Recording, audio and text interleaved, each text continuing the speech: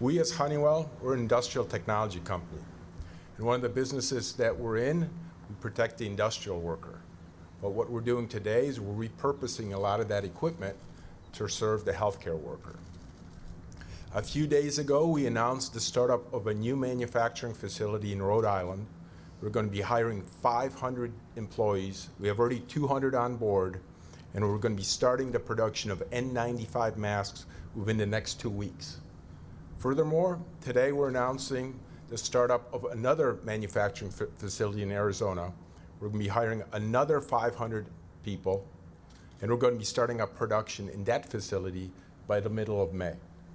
So in total, we've doubled our production of N95 masks already. It's going to double again within the next 60 days, and then within the next 90 days, we're going to have 5x the capacity we do today. Furthermore, we're going to be providing other safety equipment to support all the efforts going on. Lastly, I'll say a big thank you to all the Honeywell employees and also announce a $10 million fund for them for all the hourly and administrative employees who are having a hard time during this time of crisis. Founded by a minister 144 years ago, Jockey International is a family-owned company headquartered in Kenosha, Wisconsin. Since 1876, we have been providing socks and underwear for generations of families. It is part of our DNA to roll up our sleeves and help our country in her time of need. During World War II, we made parachutes for the military. And today we are eager to serve this great country by providing support for the healthcare workers on the front lines of this fight. As the President and Vice President have said, it's a whole of America approach, and we are committed. Jockey has had a long-standing partnership with Encompass Group, headquartered in Georgia, serving the healthcare community. When we learned of the critical need for PPE, we knew we had to help. That meant restarting production on Tier 3 isolation gowns. Monumental lifting by Jockey, Encompass, FEMA, and the FDA was done in just a few days to be production ready. As a result, we expect to begin delivering 30,000 to 50,000 gowns per week, helping those that need it the most right now. In addition, this week, we are also donating 10,000 units of scrubs to the frontline doctors and nurses at the Javits Convention Center in New York City. We would not have been able to do this without the collaboration of the administration, representatives from the federal agencies, and Congressman Brian Stiles. I'm proud to be able to represent the men and women of Procter & Gamble who every day, 24 hours a day, are working to build and make essential cleaning products, hygiene products, and healthcare products for families everywhere. These include healthcare workers and for institutions that are serving those on the front line.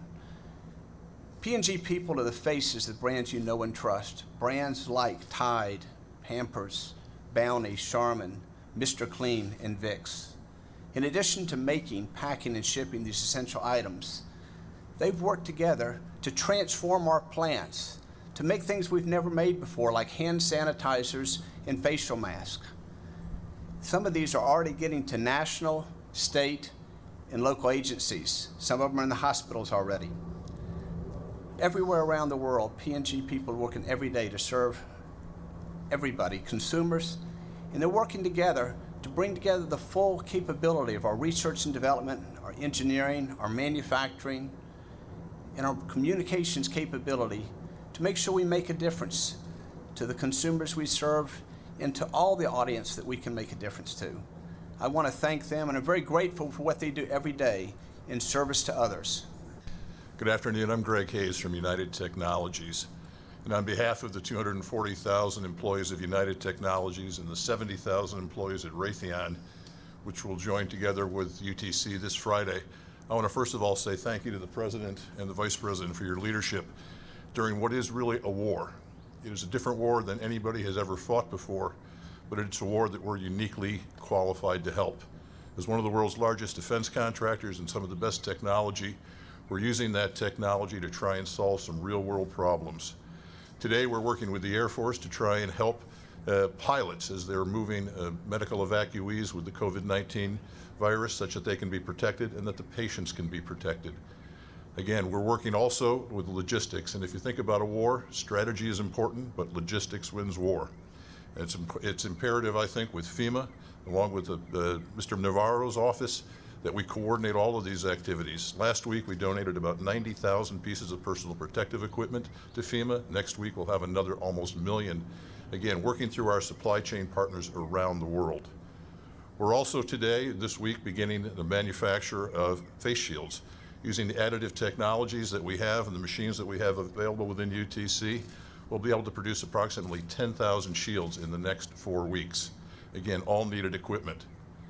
We stand ready to help in any way we can. We don't need the Defense Production Act to ask us to act. All of the people at UTC and Raytheon are focused on this war and winning it. Again, I also want to say thank you to all of our employees for their work during this crisis, as well as to the frontline medical and other first responders.